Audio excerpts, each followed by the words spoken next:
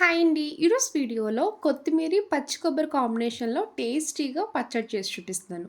అన్నంలో అయితే కొంచెం నెయ్యి వేసుకొని, పచ్చడి ఎక్కువ వేసి కలుపుకొని తినండి.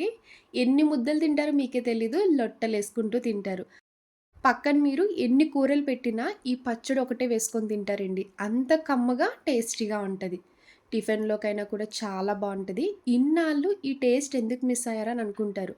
అంత కమ్మగా, రుచిగా ఉంటది. ఈ పచ్చడి ఎలా చేయాలో ఒకసారి చూద్దాం రండి.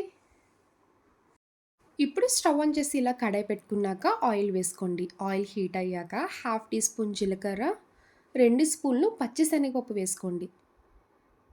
పచ్చిశనగపప్పు వేసాక దోరగా ఫ్రై చేయాలి. ఇలా శనగపప్పు ఫ్రై చేస్తూ ఉంటే కమ్మటి స్మెల్ వస్తుందండి.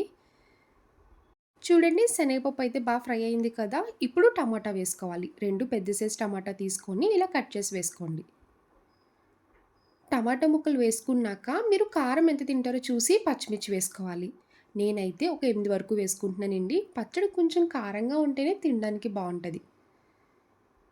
పచ్చిమిర్చి వేసుకొని ఇప్పుడు కొత్తిమీర వేసుకోవాలి. కొత్తిమీర క్వాంటిటీ మాత్రం కొంచెం ఎక్కువే వేసుకోండి. ఫ్లేవర్ బాగా తెలుస్తది. టేస్ట్ బావుంటది.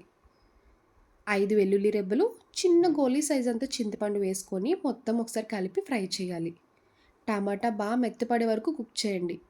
ఇలా కలుపుతున్నప్పుడు అస్సలు వాటర్ యాడ్ చేయకండి. టమాటా ఉడుకుతున్నప్పుడు వాటర్ సపరేట్ అవుతది.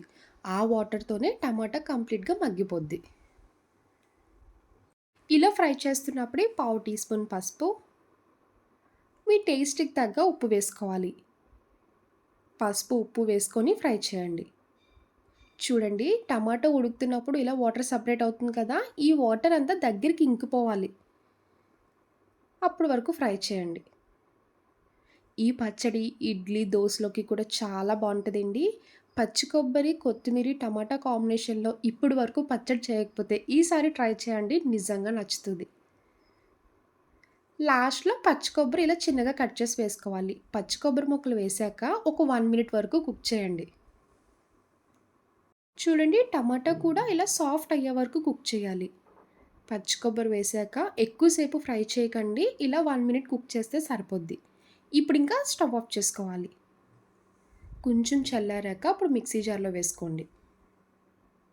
మిక్సీ జార్‌లోకి వేసుకున్నాక వాటర్ అస్సలు యాడ్ చేయకండి. ఇలానే డైరెక్ట్‌గా మిక్సీ చేయాలి. మీకు కొబ్బరి ముక్కలు మిక్సీ అవ్వకపోతే ఒకసారి స్పూన్‌తో కలిపి మళ్ళీ మూత పెట్టి మిక్సీ చేయండి. చూడండి, పచ్చడైతే చక్కగా రెడీ అయిపోయింది కదా. ఇలా గట్టిగా ఉంటేనే రైస్‌లో కలుపుకొని తినడానికి చాలా బావుంటది. ఇడ్లీ, దోసలోకి కూడా ఇలా డైరెక్ట్‌గా తినొచ్చు. మిక్సీ చేసుకున్న పచ్చడి మొత్తం తీసి ఇలా బౌల్‌లోకి వేసుకోండి. ఇప్పుడు తాలింపు రెడీ చేసుకోవచ్చు. ఇప్పుడు తాలింపు పెట్టుకోవడానికి స్టవ్ ఆన్ చేసి ఇలా పాన్ పెట్టుకున్నాక ఆయిల్ వేసుకోండి. ఆయిల్ హీట్ అయ్యాక ఆవాలు, జీలకర్ర, శనగపప్పు, మినపప్పు, ఎండుమిరపకాయలు, ఇంగువ, కొంచెం కరివేపాకు వేసుకోండి. పచ్చడిలో తాలింపు ఎక్కువ వేసుకుంటేనే టేస్ట్ చాలా బావుంటది. తాలింపు వేసుకొని దోరగా ఫ్రై చేయాలి. ఫ్రై చేసిన తాలింపు మొత్తం పచ్చడిలో పైన వేసి మొత్తం ఒకసారి కలుపుకోండి. చూసారు కదండీ! పచ్చడి చూస్తుంటేనే నోట్లో నీళ్లు ఊరిపోతున్నాయి. చూడ్డానికి కూడా బాగా కనిపిస్తుంది. టేస్ట్ కూడా అలానే ఉంటది. పచ్చడిలో మీరు తాలింపు ఎంత ఎక్కువ వేసుకుంటే దాని టేస్ట్ అంత పెరుగుతది. ఇలా తాలింపు వేసి పచ్చడి అంతటికి కలిసేలా బాగా కలపండి. ఇలా ప్లేట్‌లోకి రైస్ పెట్టుకొని, రెడీ చేసుకున్న పచ్చడి వేసి, కొంచెం నెయ్యి వేసుకొని, అన్నం మొత్తం కలుపుకొని తినండి. ఎన్ని ముద్దలు తింటారో మీకే తెలీదండి. అంత టేస్టీగా ఉంటది. చూసారు కదా! చూస్తుంటే మీకు తినాలనిపిస్తుంది. ఈసారి మాత్రం పచ్చడి చేసినప్పుడు ఇలా ట్రై చేయండి. అన్నంలోకైనా తినేయొచ్చు, టిఫిన్‌లోకైనా తినొచ్చు. చాలా అంటే చాలా బావుంటది. చూసారు కదా! పచ్చి కొబ్బరి, కొత్తిమీర కాంబినేషన్‌లో పచ్చడి. నా వీడియో నచ్చితే లైక్ చేసి, సబ్స్క్రైబ్ చేయండి. బాయ్ అండి.